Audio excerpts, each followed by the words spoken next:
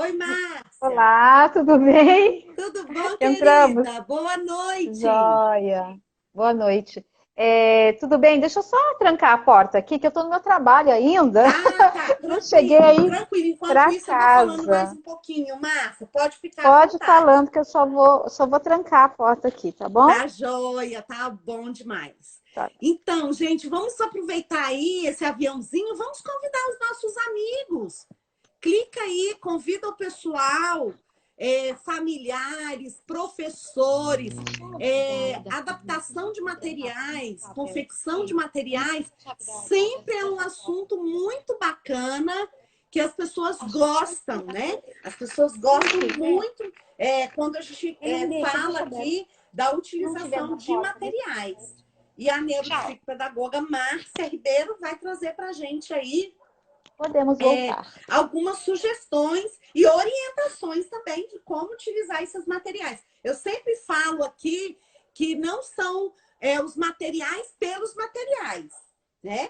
A gente tem que saber para que serve, qual o objetivo, se o nosso estudante, se o nosso filho está aí nessa fase de usar esse material, porque às vezes a gente faz um monte, compra um monte e sai usando, mas de uma forma inadequada, ou então ele ainda não está preparado.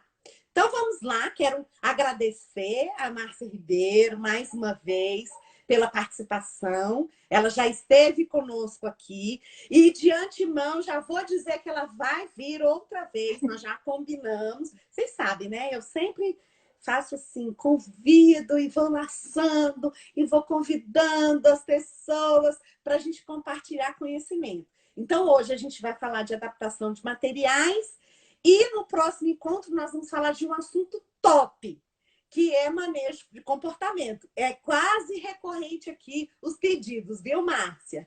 Muito Ai, que obrigada, bom. seja muito bem-vinda. Ai, que bom, Mara. Tá me ouvindo bem, né? Seu som está um pouquinho baixo para mim. Tá, deixa eu ver se aumenta aqui, que eu tô no celular. Deixa eu ver. Eu tô no meu máximo agora. Não sei, deixa eu ver. Acho que é aqui que aumenta. Peraí. Eu acho que é aí. Aí, deixa eu ver. Mais. Acho que aumentou agora. Melhorou? Melhorou. Tá Melhorou, ótimo. né? Uhum. Ah, então eu fiz no máximo.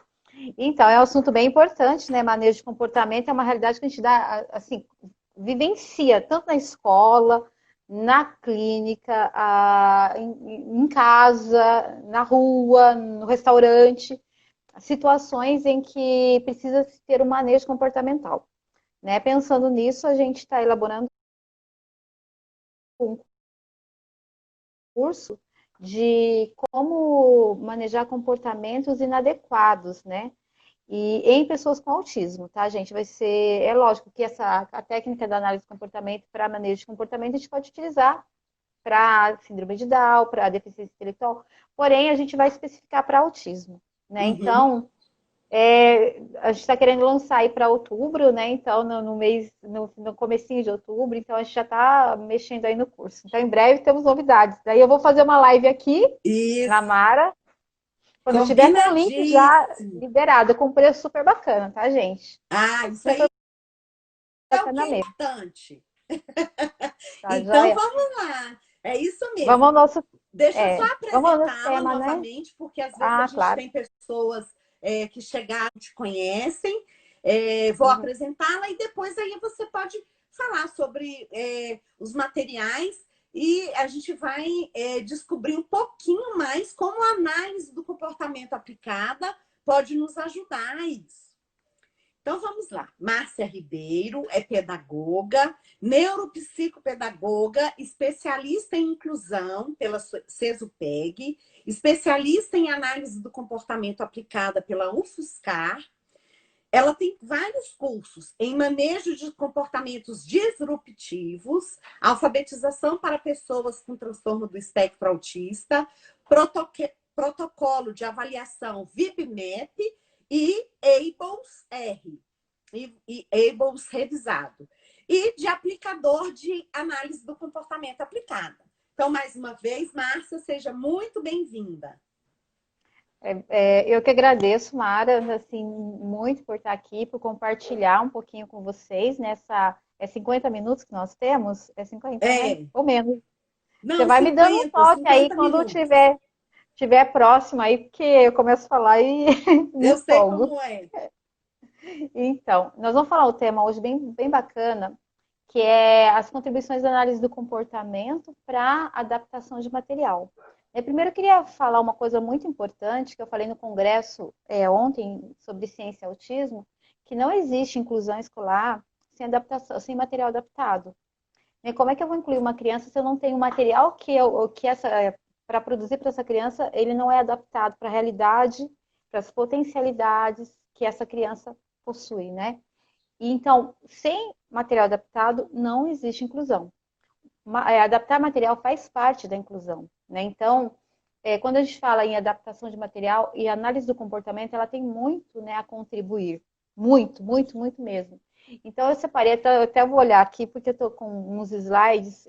Pena que eu não consigo dividir a tela, porque estou com Aham. telas Mas separadas. depois, Márcia, se você não se importar, você me passar, a gente faz um link, depois as pessoas podem ter acesso aos slides, se você não se Ótimo, não importar. pode, não me importo, não. Né? Eu vou disponibilizar, tranquilo. Ótimo. Então, Então, quando a amanhã a gente gente fala, disponibiliza o link, aí todo mundo vai ter acesso. porque são informações muito importantes, gente, que talvez vocês só eu falar e vocês não verem, não terem isso num texto depois, né, para você conseguir adaptar. Eu tenho alguns modelos nesses slides que eu vou passar aí para a Mara também, de adaptação de material que eu fiz, como exemplo, né, de como que você pode apresentar uma demanda, uma atividade, e a criança tem independência e autonomia para realizar. Porque o mais importante é quanto menos ajudas você Isso. oferecer, mais independência a criança tem para fazer aquela atividade. Mas ela só vai conseguir fazer se ela estiver adaptada à realidade da criança. Caso Uhum. contrário, ela não vai compreender a atividade. E, infelizmente, que muitas vezes a gente vê, e eu vejo também, porque eu atendo, estou aqui no espaço onde eu atendo, né?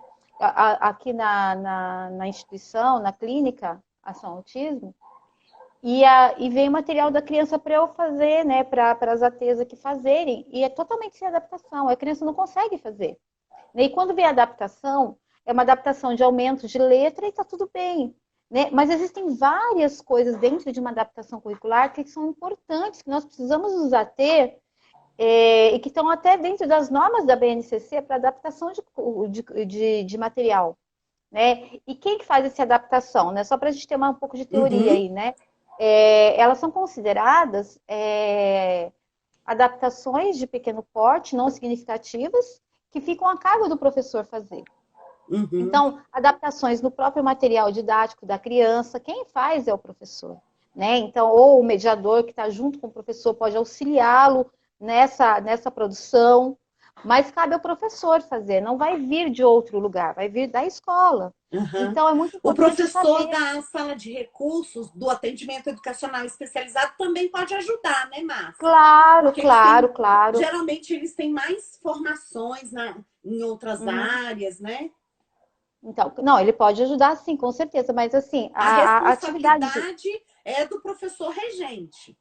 isso, porque as atividades dia a dia que vai ser feita na sala, porque a criança vai para a sala de recursos, talvez no horário contrário, uma vez por semana, mas tem atividades, por exemplo, na aula de português, na aula de matemática, e que o próprio professor pode fazer ajustes naquela atividade de maneira que ela seja propícia para aquela criança, para aquele aluno. Então, eu vou falar de alguns pontos importantes dentro de uma adaptação, né? Quando a gente fala de adaptação de material e a gente pensa numa criança autista dentro de uma sala de aula, a gente tem que pensar que essa atividade ela precisa ter enunciados curtos. Né? Uhum. Então, objetivos, a gente não. Sabe aqueles enunciados, né? Leia o texto, subline, tal, tal, e tem um Com enunciado de vários 2 linhas. comandos, né? Primeira coisa, enunciado curto. Se é para uma atividade que é para você fazer para ligar, só escreve ligue. Né? Só isso, ligue. E embaixo, atividade, assim, bem clara para a criança no que ela precisa fazer. Ela precisa entender o que ela precisa fazer. E, se possível, até colocar imagens dos enunciados para ficar mais objetivo ainda, mais visível, né?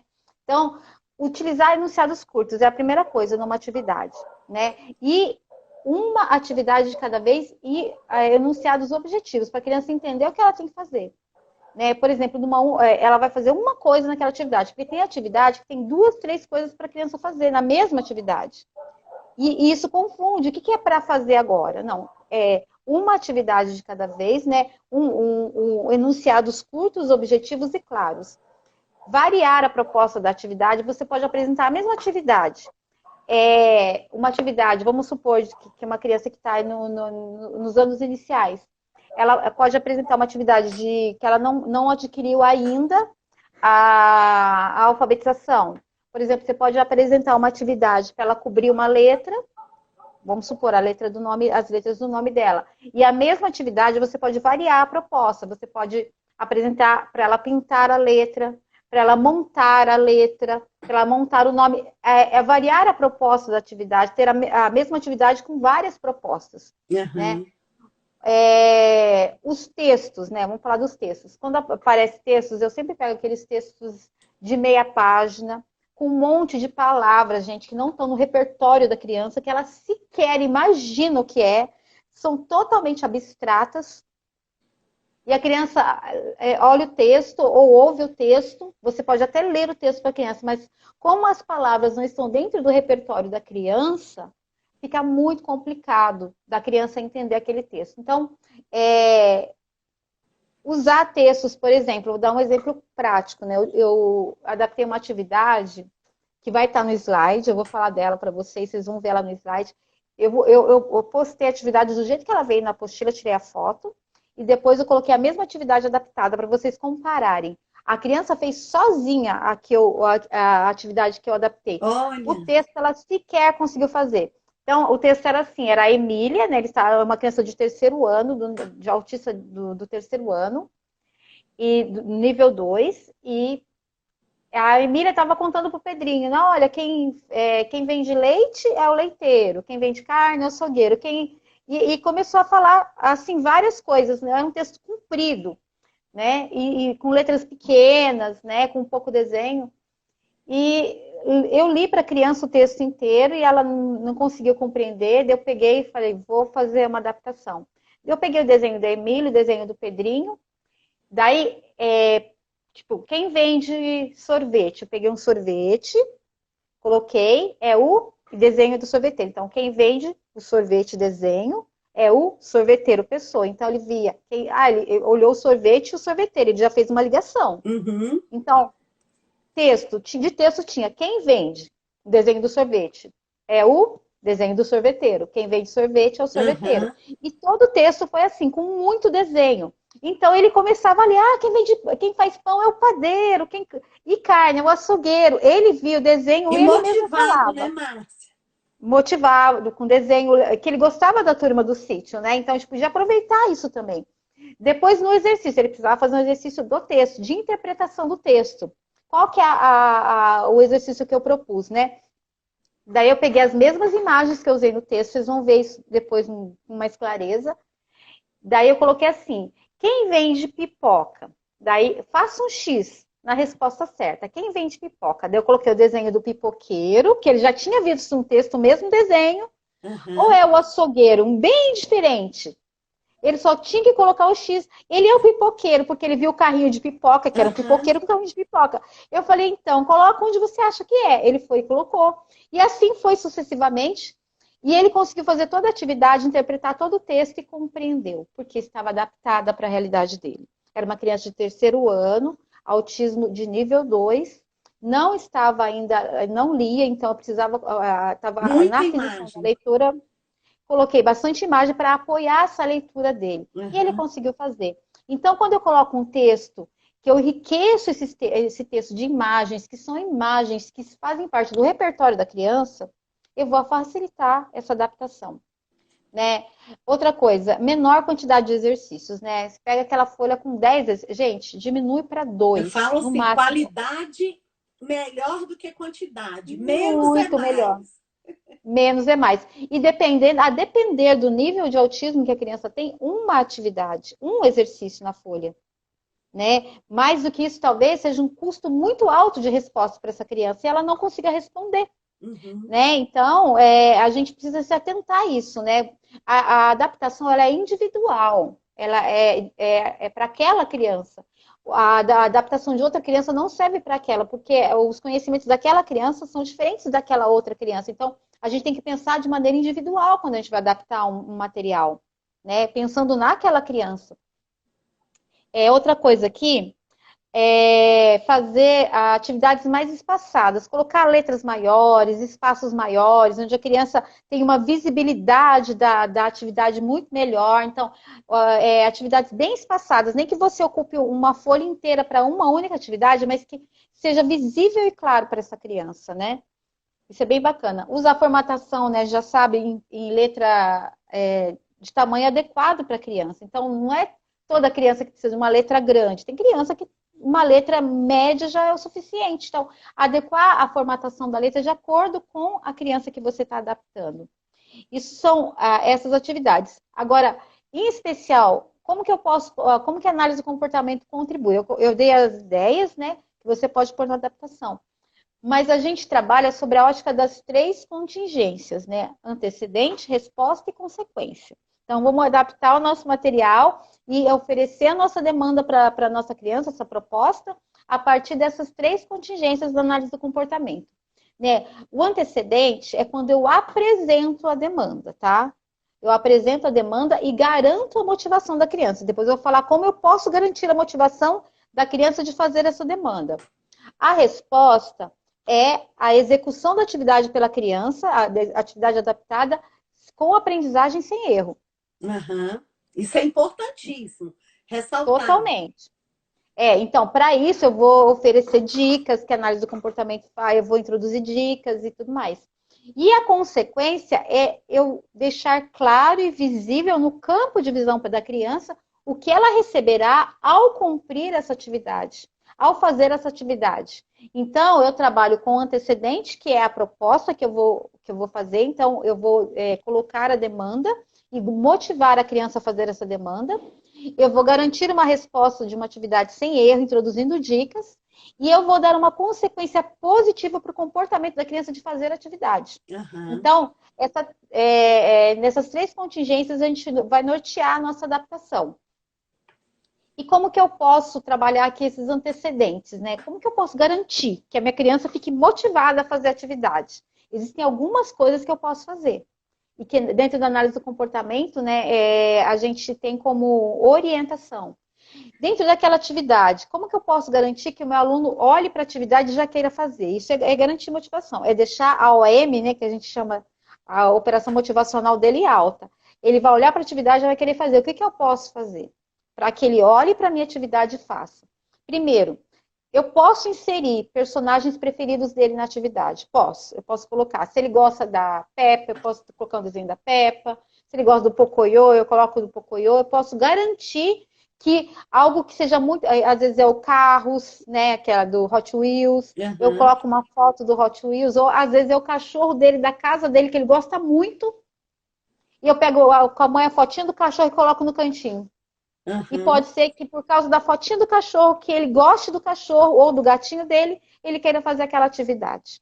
Então, uma dica, inserir personagens preferidos e do repertório da criança. Utilizar temas que a criança conheça, temas conhecidos da criança, né, dentro da atividade. E também histórias que sejam interessantes para a criança. E para que isso aconteça, gente, eu tenho que conhecer a criança. Uhum. Concorda? Sim. Se a criança é um mero desconhecido, como é que eu vou saber os temas que ela gosta, as historinhas que ela gosta, os personagens que ela gosta? Então, gente, por isso que tem que ser individual, né, Márcia? Exatamente. Não vale você pegar o cachorrinho de um e botar na tarefa do outro. Não vale, não é reforçador, né? Uhum. Então, o que vai acontecer? Se eu não conhecer essa criança, tudo isso eu não vou conseguir utilizar. Então, para adaptar o material, eu preciso conhecer o meu aluno. Eu preciso saber dos gostos do meu aluno, até mesmo para poder reforçá-lo, para oferecer um reforçador que seja potente para ele. Porque às vezes a gente fala assim, eu ofereci tal coisa e a criança não quis fazer atividade. Não quis, não era reforçador. Uhum. Simples. Se é reforçador, eu vejo isso todos os dias aqui na terapia. A criança faz na hora. Porque ela está vendo que o que ela vai ganhar é reforçador. Ela realmente faz, gente. É incrível o poder do reforço. né? Então, uma outra contribuição que a gente vai falar é sobre isso, né? Sobre os reforçadores. Mas antes eu queria falar um pouquinho ainda como garantir essa demanda, né? Como garantir essa operação motivacional para que a criança faça essa demanda com mais facilidade, sem essa resposta ter um alto custo para ela. Primeiro, a criança deve entender a demanda, a gente já falou disso, né? Entender claramente o que você quer que ela faça naquela atividade. Se é para ela desenhar, ela tem que saber que ela tem que desenhar. Se é para pintar, ela tem que saber que é pintar. Se é para ligar, se é para fazer uma letra, cobrir letra, ela tem que saber claramente o que você espera que ela faça naquela atividade. Segundo, como eu falei também, utilizar os enunciados curtos, apresentar uma proposta só por folha, colocar as atividades, né, dentro das atividades, os personagens da criança. Eu garanto que é uma única atividade. Eu não exijo pegar aquela atividade e dividir em várias partes, tá, gente? Se a atividade é grande, eu tenho que parcelar ela e cada vez que a criança faz uma parte, eu reforço o comportamento dela de ter feito. Eu não exijo uma tarefa grande de uma criança. Isso a depender de cada criança. Por isso que eu falo, conhecer a criança faz toda a diferença. Tem criança, gente, que não tolera uma atividade muito grande, que ainda não aprendeu o comportamento de ficar sentado por muito tempo.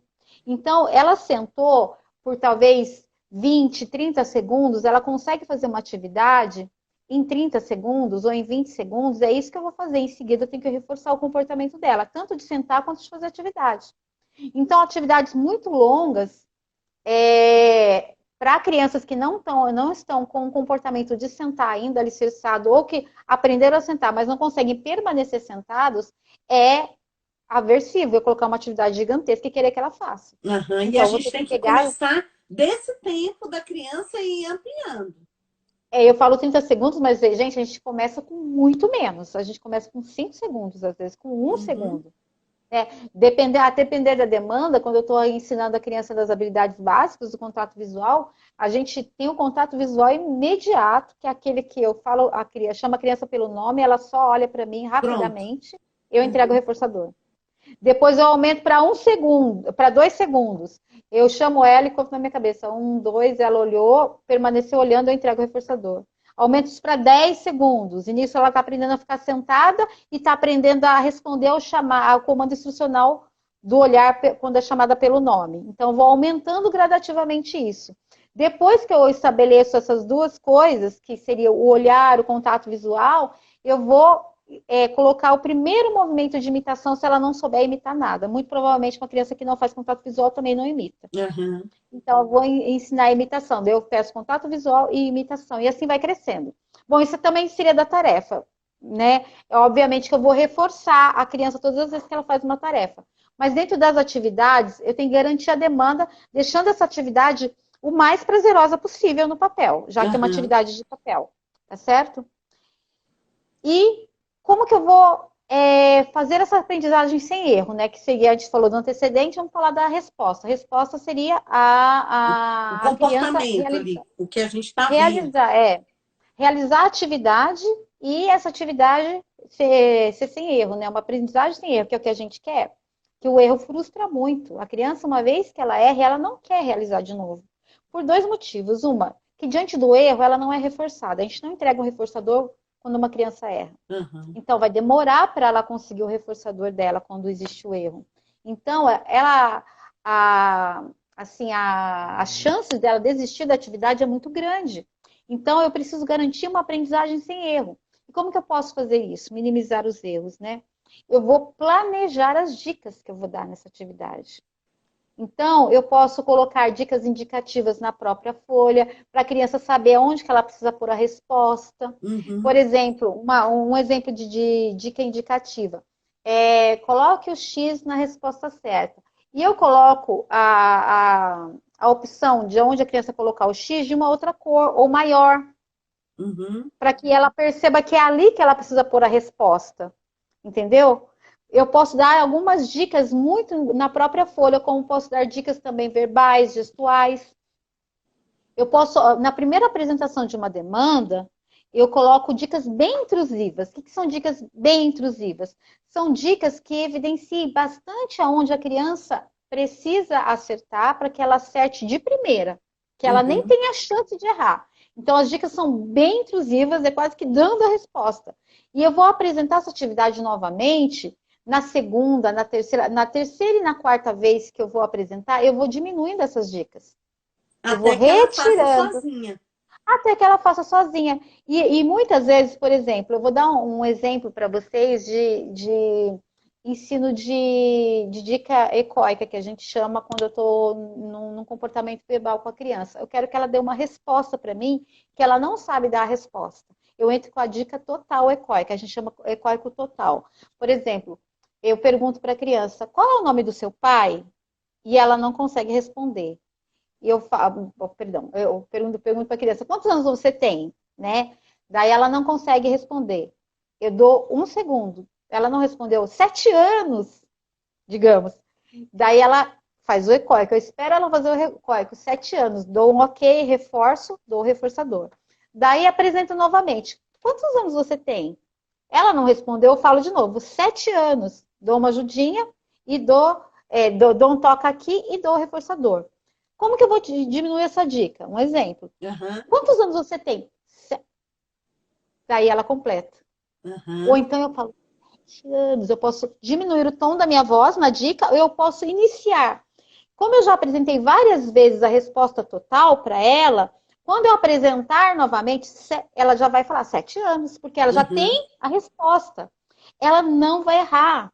Né? Então, eu vou dar uma dica muito intrusiva no começo, depois eu vou esvaecendo. Até que eu pergunto para ela, quantos anos você tem? Ela, 7 anos. Ok, fez independente. Né? Que é a resposta que eu gostaria que ela desse para mim. Né? Depois eu vou variar a pergunta, né? Eu vou aumentar essa pergunta, eu vou aumentar, né, o intraverbal dessa criança, mas eu vou entrar sempre com uma dica bem intrusiva. E na quarta, quinta apresentação, né, ou mais apresentações, eu vou diminuindo essa dica. Né? Então, eu garanto a atividade sem erro, a aprendizagem sem erro, quando eu planejo as dicas, eu introduzo, né, as dicas, depois eu também tenho que retirar, né? Isso. Essas dicas, para que a Inclusive, criança é uma faça de das maneira perguntas que a independente. gente sempre tem aqui. Não, se eu ficar dando muita dica, se eu ficar dando muito reforçador, ele vai ficar dependente e nunca mais vai largar. Então, mas isso é um planejamento errado da retirada das dicas, né? A criança ela precisa das dicas intrusivas no início da apresentação de uma atividade, né?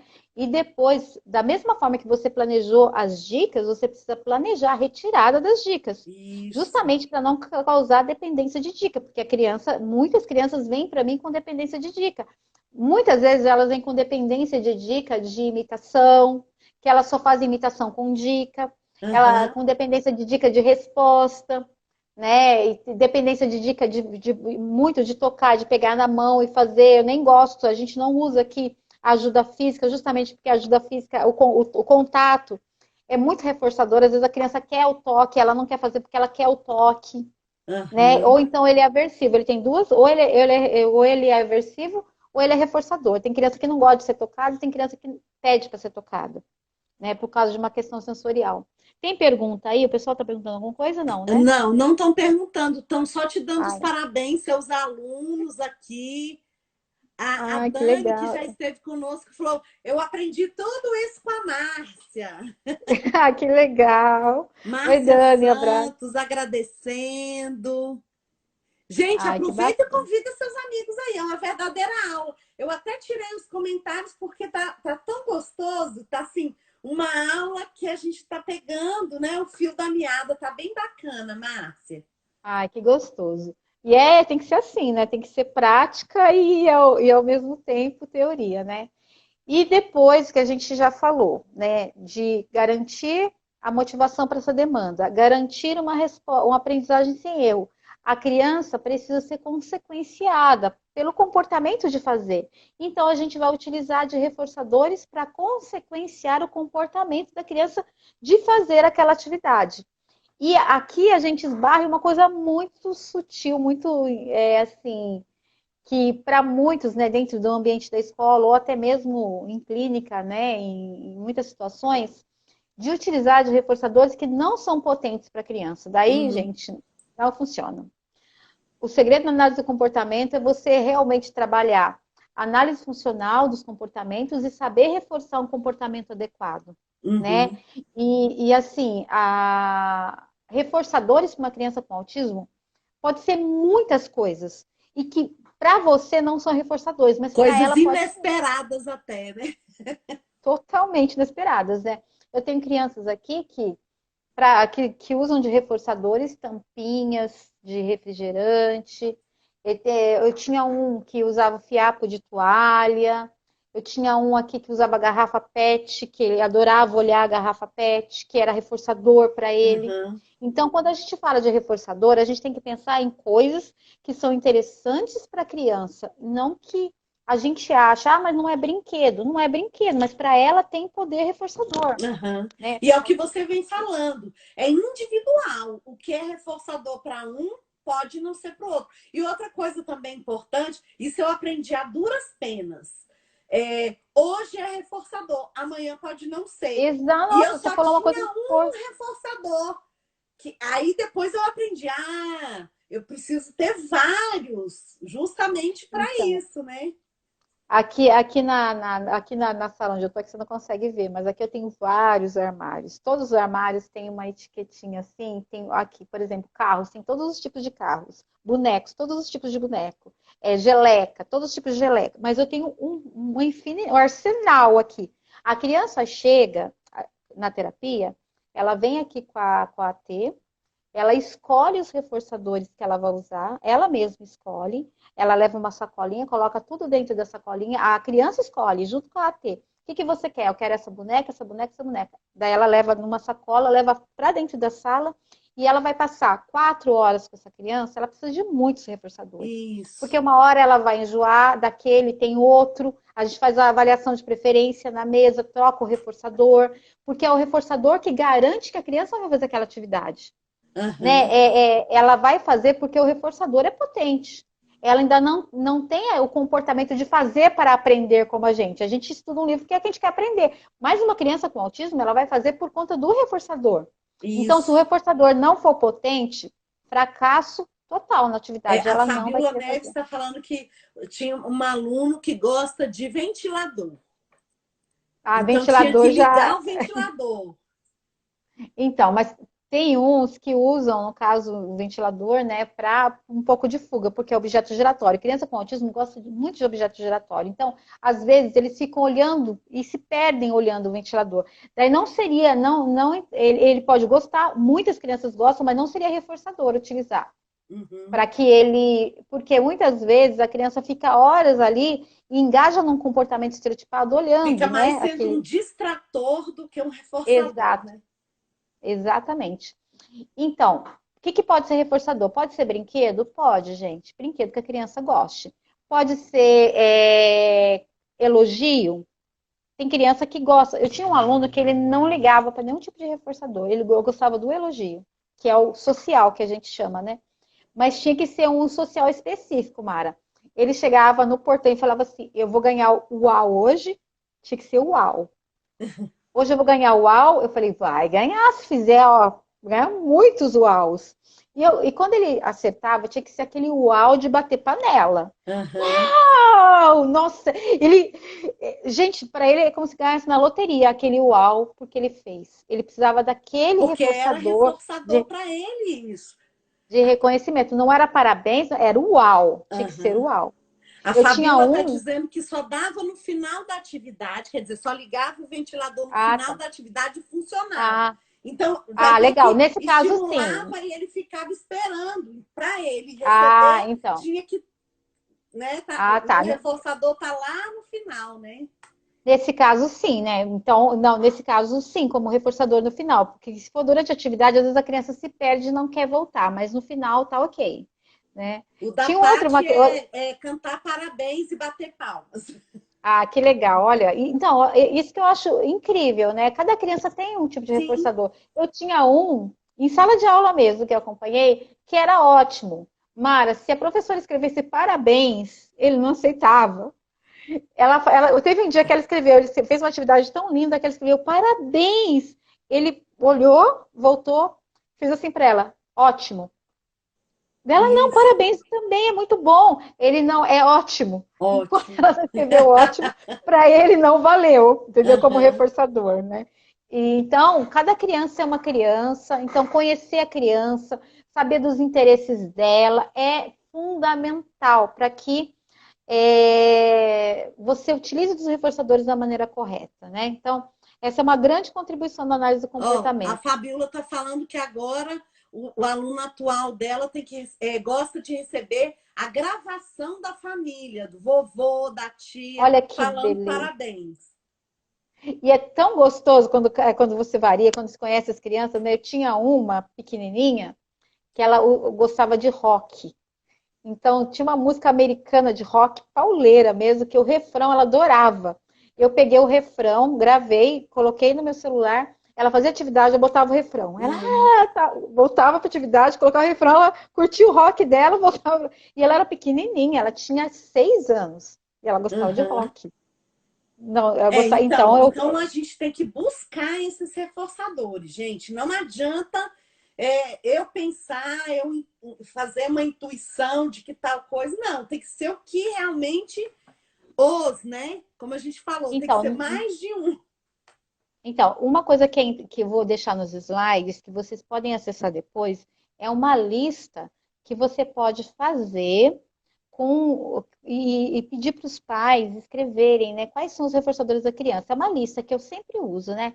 Nessa lista tem o que são reforçadores tangíveis, sensoriais, comestíveis, que essa criança gosta. Daí tem uma lista do que ela gosta, do que ela não gosta e do que é indiferente. Por que eu coloquei o que ela não gosta? Porque às vezes a gente precisa saber do que a criança não gosta, porque se a gente oferece algo aversivo, a criança não quer Travou. mais saber daquilo. Uhum. Travou. Então, é muito importante. E, ó, que nem, por exemplo, quando eu sei do que a criança não gosta, eu pergunto para a mãe assim: você coloca nessa lista também tudo que ela não gosta, seja de comestível, seja de brinquedo, seja de música, seja de desenho, o que ela não gosta. E tem mãe que fala assim: olha, meu filho, ele não suporta o parabéns. Se você falar parabéns, ele vai dar uma crise, porque ele tem aversão a parabéns. Olha como é importante saber o que a criança não gosta. Sim. Eu nunca usei parabéns com ele, porque eu já tinha essa informação. Nem se eu não Uhum. tivesse empolgada, falar, parabéns, nossa, eu ia ter uma Estragava crise. tudo. Não, e ele ia dar crise, ele ia fazer um comportamento É, inadequado. Então, saber o que a criança não gosta é tão importante quanto saber o que ela gosta. exato. A E Paty por está que que eu... dizendo que a aluna dela gosta de fazer chapinha no cabelo. Mas não é ela que faz, não, porque é quente, né, gente? Deixa eu falar uma coisa. Outra coisa dessa lista que eu vou deixar também é o que é indiferente. Por que eu coloquei o que é indiferente? Que para a criança tanto faz. Porque eu preciso aumentar o repertório do gostar dessa criança. Então, eu pego objetos que são indiferentes e a maneira que eu apresento o objeto, eu posso fazer com que a criança comece a gostar desse objeto. Hum. Ou às vezes é indiferente porque ela não conhece, é um brinquedo, por exemplo, que ela não sabe brincar. E de repente eu dou uma função para esse brinquedo passa a ser reforçador. O que era indiferente passa a ser reforçador e eu aumentei o repertório de brincar dessa criança. Uhum, É, exatamente. então eu coloco essas 3 colunas, né? O que a criança gosta, o que a criança não gosta e o que é indiferente, para que o indiferente passe a ser valor reforçador e o que a criança não gosta, eu fico sabendo para não utilizar na sessão, E para tá quem certo? entrou agora, gente, a Márcia vai deixar esses slides, vai disponibilizar. E amanhã eu vou disponibilizar aqui o link e vocês vão ter acesso. A Paty está dizendo que é chapinha de faz de conta. Ah, então tá, Então, de Paty, que eu já certa fiquei com forma, medo. só o movimento ali já, Ai, né? que gracinha. Nossa, gente, dá para ensinar muita coisa, porque ali a criança está cuidando do cabelo, você pode trabalhar outras questões com ela, né? Muito legal A isso, né? Fabiola está dizendo que usa o celular a favor nesse sentido, né? A gente usa muito, viu, gente? A gente usa muito, muito celular, sabe por quê? O celular é extremamente reforçador. Ah, não, tem que tirar. Olha, na terapia, quando a criança não tem nenhum tipo de reforçador e é só o celular, eu preciso garantir que ela aprenda. Então, eu vou Uhum. usar o celular como reforçador. Eu não sou contra usar o celular como reforçador. Porque às vezes é o único. Eu tenho crianças aqui que o único reforçador é o celular. É obviamente que ela vai ficar com segundos na mão, né? ela olha por segundos, eu retiro, ela faz a demanda, eu ofereço novamente o reforçador, mas eu preciso garantir que essa criança aprenda. E como é só o celular que é reforçador, eu não tenho opção, eu tenho que utilizar o celular. Uhum. Né? Ou então a criança não vai aprender, porque ela não vai fazer porque ela gosta, ela vai fazer por conta do reforçador. Então tem Isso, que e usar tem que aquilo ser que o é que você potente. falou, rapidinho vai, retira, faz outra É, coisa, outra atividade, e aí de uhum. novo, e Então, assim a a gente gente. vai garantindo a resposta, né? A Silvana está Exato. dizendo que o príncipe dela gosta de abraço forte. Ai, que delícia. Quando a criança gosta de cosquinha, tem umas crianças que gostam de cosquinha, tem criança que dá o braço para você fazer cosquinha, que dá o pescoço para você fazer, que para ela é super reforçador receber a cosquinha, né? Então, é uma infinidade. Quando a gente conhece a criança, a gente utiliza muito bem desses reforçadores, a gente garante a aprendizagem, gente. E a gente pode utilizar isso como é uma das contribuições da análise do comportamento para que a criança faça essa atividade, né? Eu falei um pouco da adaptação, mas assim, utilizar de reforçadores e fazer uma demanda em que a criança, né, tenha motivação de fazer, vai garantir o aprendizado dessa criança sem erro.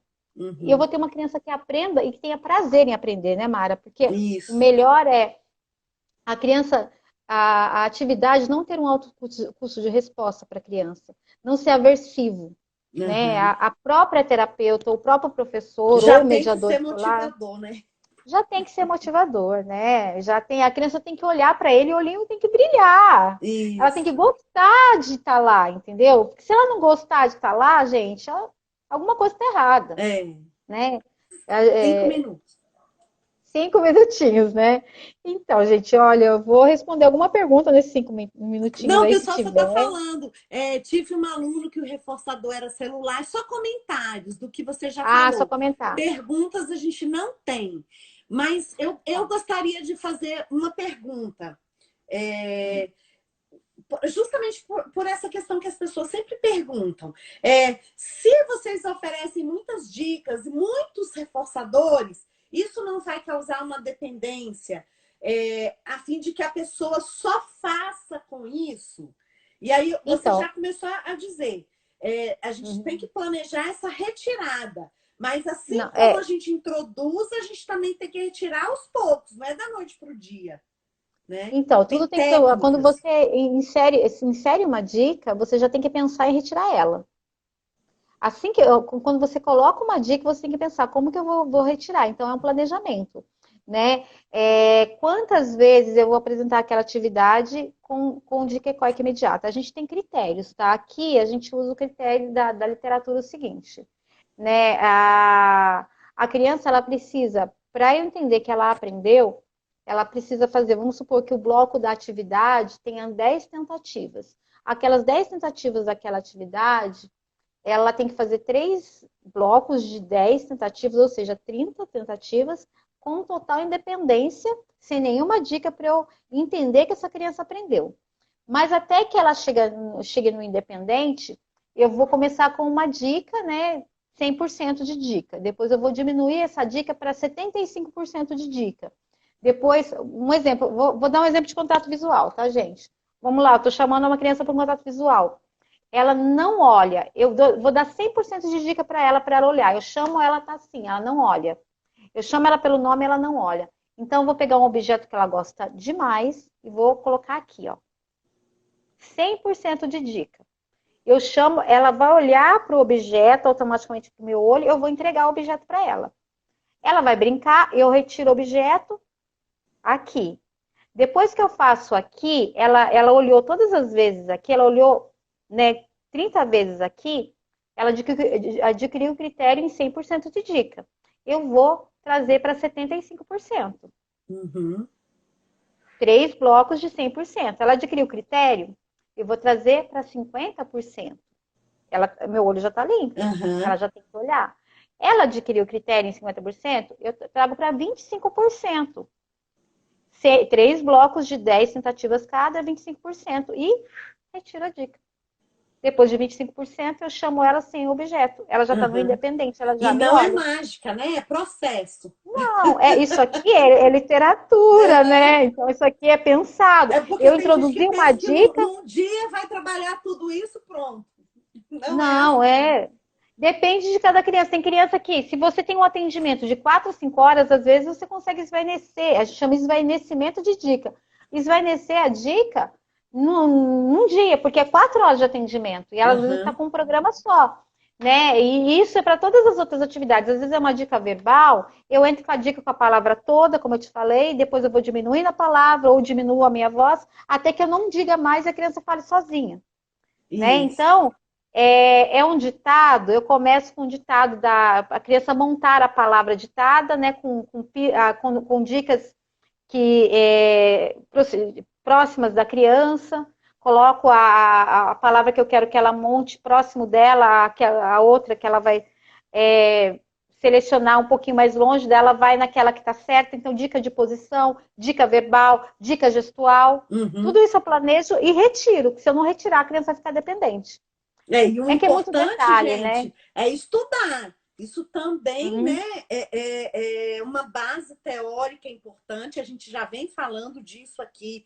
Quase todas as lives a gente fala das práticas baseadas em evidências da análise do comportamento aplicada. Isso que a Márcia está falando, gente, tem comprovação científica, tem ali o quantitativo, né, Márcia? O preto no Tem. branco.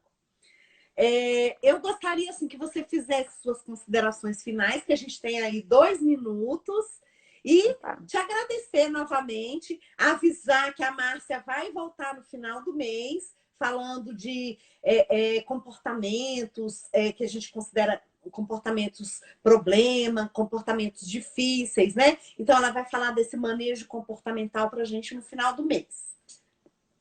Tá certo. Então, olha, gente, eu queria agradecer demais a Mara, né, que está sempre aí com as suas lives, trazendo conhecimento para todo mundo. É fantástico as lives dela. Obrigada por me convidar para poder contribuir, né? Sempre vou estar disponível, tá? Eu nem consegui ir para casa, eu acabei Pois de é, eu atender e já vi, você está sentei trabalhando aqui. ainda. Tô trabalhando ainda, mas Muito olha, tô muito obrigada. tá? E Deus abençoe muito vocês, tá, gente? Ó, os slides vão estar disponíveis. Tem bastante informação, tá? Nesses slides de adaptação, eu coloquei um pouquinho sobre mediação escolar. Vocês vão estar. Ótimo. Tem bastante material bom aí, tá Isso, bom? ela vai passar para mim e amanhã eu coloco o link para vocês. Aí todo mundo vai ter acesso. Não precisa se preocupar. Tá certo? Márcia, mais uma vez, obrigada. Desejo todo sucesso. Sei que você está em fase de planejamento do curso. Então, vai aí firme. No final do mês, você volta e apresenta esse curso que eu tenho certeza que vai contribuir muito, muito mesmo com a nossa prática. Muito obrigada, viu?